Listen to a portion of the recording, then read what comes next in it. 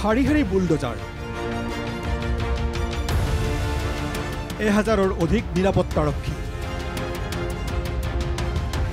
বন আৰক্ষী আৰু প্ৰশাসনীয় বিষয়াৰ সমাগম ঘটিছে উৰিয়ামঘাটত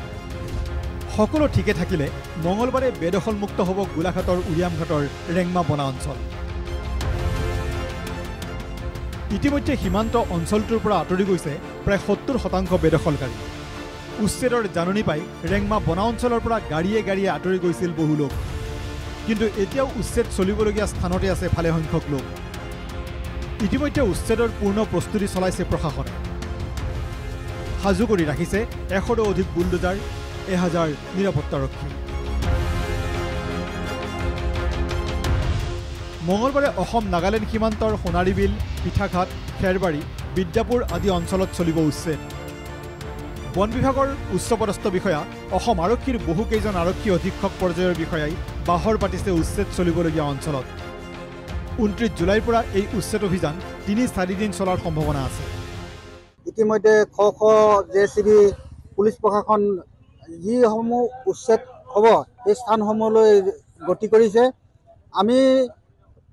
উৰিয়ামঘাট অঞ্চলবাসী এইটোৱে বিচাৰোঁ যাতে যি উচ্ছেদ কৰিব লৈছে সেই উচ্ছেদটো যাতে খুব শান্তিপূৰ্ণভাৱে হৈ যায় 90% পৰা 95% মানুহ ইতিমধ্যে তেওঁলোকে সম্পূৰ্ণ নিজৰ নিজৰ যিসমূহ তেওঁলোকৰ লাগতিয়াল সামগ্ৰী আছিলে সম্পূৰ্ণখিনি লৈ যোৱা আমি দেখিবলৈ পাইছোঁ ইপিনে ৰূপহীহাটত উচ্ছেদৰ জাননী জাৰি কৰিছে প্ৰশাসনে ৰূপহীহাটৰ বেলগুৰিৰ গ্ৰেজিং ৰিজাৰ্ভৰ প্ৰায় 389 বিঘা 7 কঠা 4 লেচা মাটি বেদখলকাৰীৰ কবলত আছে এই মাটি বেদখলমুক্ত কৰাৰ প্ৰাৰম্ভিক কাৰ্য আৰম্ভ কৰিছে প্ৰশাসনে দেওবাৰৰ পৰা বেদখলকাৰীসকলক এই মাটি খালী কৰিবলৈ নিৰ্দেশ জাৰি কৰিছে প্ৰশাসনে জাননী পোৱাৰ লগে লগে সা সম্পত্তি সামৰি ঘৰ এৰিছে কেইবাটাও পৰিয়ালে আৰক্ষীৰ সহযোগত চামুগুৰি ৰাজচক্ৰৰ বিষয়াৰ কাৰ্যালয়ৰ বিষয়া কৰ্মচাৰীয়ে ঘৰে ঘৰে দিছে উচ্ছেদৰ জাননী বৰাক উপত্যকালৈ প্ৰসাৰিত হ'ব উচ্ছেদ শীঘ্ৰে শ্ৰীভূমিত আৰম্ভ হ'ব উচ্ছেদ অভিযান শ্ৰীভূমিৰ সংৰক্ষিত বনা অঞ্চলৰ বেদখল উচ্ছেদ কৰিব প্ৰশাসনে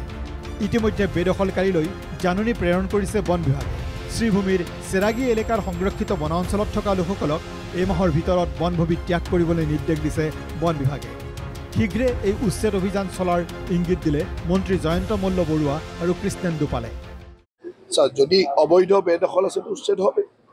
যদি ফরেস্ট ল্যান্ডে কিছু আছে পিজিআরে মানুষ আছে আর আপনারা এই জন্য আমার অসুবিধা হয়ে আছে তাইলে তো উচ্ছেদ হবে এটা কোর্টের অর্ডার আছে শ্রীভূমি ভেরি শুন খুব সোনকালে শ্রীভূমি জেলাতো হ'ব গোটেই বৰাক উপত্যকাত য'ত মানে অবৈধ দখলকাৰী আছে তেওঁলোক উৎখাত কৰা হ'ব আপোনাৰ শ্ৰীভূমি জিলাত আপুনি পাথাৰিয়া দোহালিয়া আপুনি বাচ্চাই ৰিজাৰ্ভ ফৰেষ্ট য'ত যাব